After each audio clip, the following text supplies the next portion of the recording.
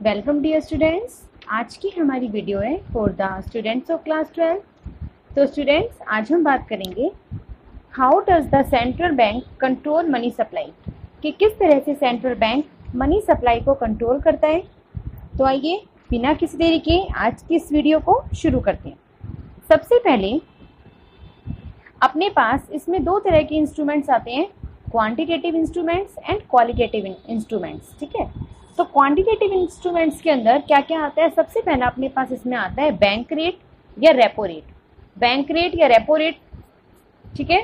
तो bank rate या repo rate is that rate in which commercial banks can borrow money RBI, यानी कि bank rate क्या होती है या रेपो रेट वह दर जिस दर पर कॉमर्शियल बैंक जो होता है वो आरबीआई से मनी बोरो करता है, यानी आरबीआई से मनी उधार लेता है जिस रेट पर, उसे कहा जाता है बैंक रेट या फिर repo rate.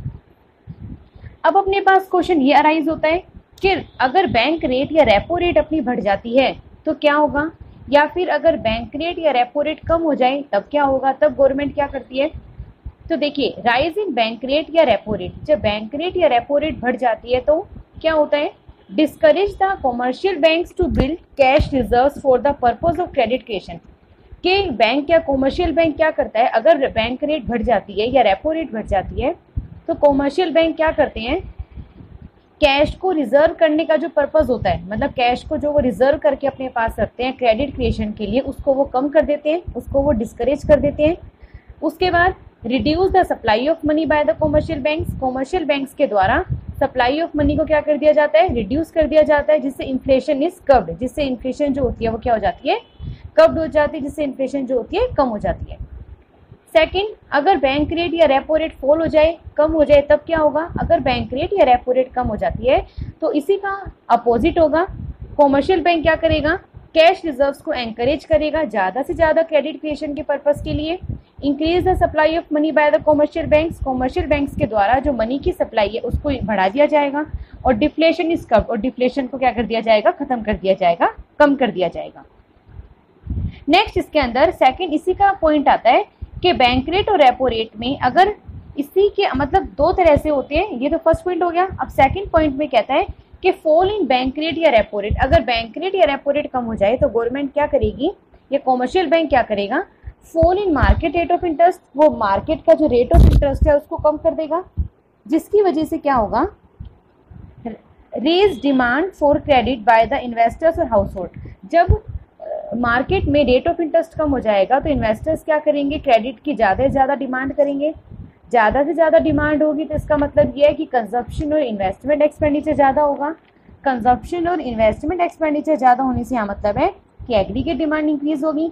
Aggregate demand increase होगी तो फिर क्या होगा, induce the supply of credit by the commercial bank, commercial bank के द्वारा जो सप्लाई है क्रेडिट की उसको क्या कर दिया जाएगा, इंड्यूस कर दिया जाएगा, जिसकी वजह से डिफ्लेशन को खत्म कर दिया जाएगा। इसी तरह से अपना सिमिलर वे में होगा राइज इन बैंक रेट या रेपो रेट, कि अगर बैंक रेट या रेपो रेट को बढ़ा दिया जाता है तो सेम होगा, क्या होगा कि मार्केट के अंदर रेट ऑफ इंटरेस्ट बढ़ जाएगा।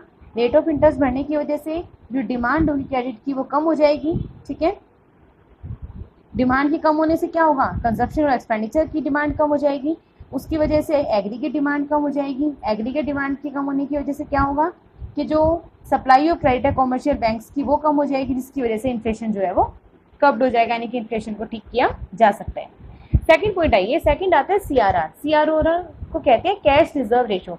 कैश रिजर्व रेशो का मतलब होता है कि this refers to the proportion of total deposits of the commercial banks. Commercial banks का मतलब टोटल डिपॉजिट्स में से कॉमर्शियल बैंक का जो प्रोपोर्शन होता है which must keep us cash reserve with RBI, यानी कि टोटल जो डिपॉजिट्स होता है उसका कुछ पार्ट क्या कर लेते हैं, वो अपने पास रिजर्व के रूप में रख लेते हैं। ठीक है, क्रेडिट मल्टीप्लायर का फॉर्मूला होता है 1/CRR, यानी कि 1/कैश रिजर्व रेशो।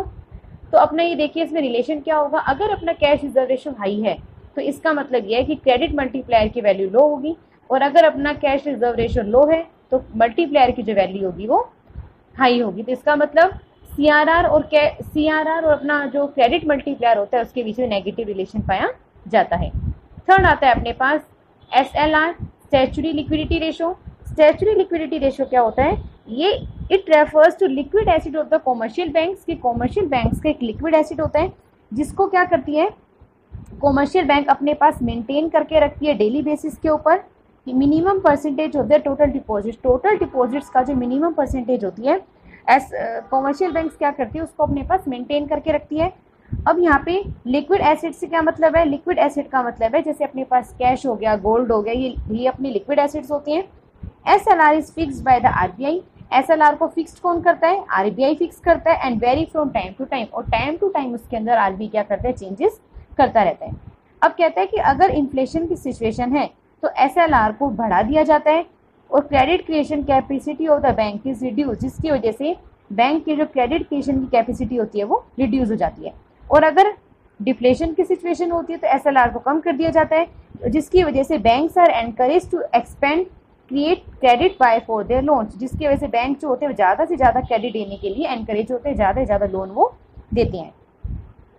नेक्स्ट आता है open market operations. Open market operations क्या होता है, जहां पर सिक्योरिटीज को सेल और परचेज किया जाता है सेंट्रल बैंक के द्वारा, उसे कहा जाता है ओपन मार्केट ऑपरेशंस। यानी कि जब सिक्योरिटीज को सेल और परचेज किया जाता है उसे कहा जाता है ओपन मार्केट ऑपरेशंस। ठीक है, अब ये भी दो तरह से होगा, इन्फ्लेशन और डिफ्लेशन में।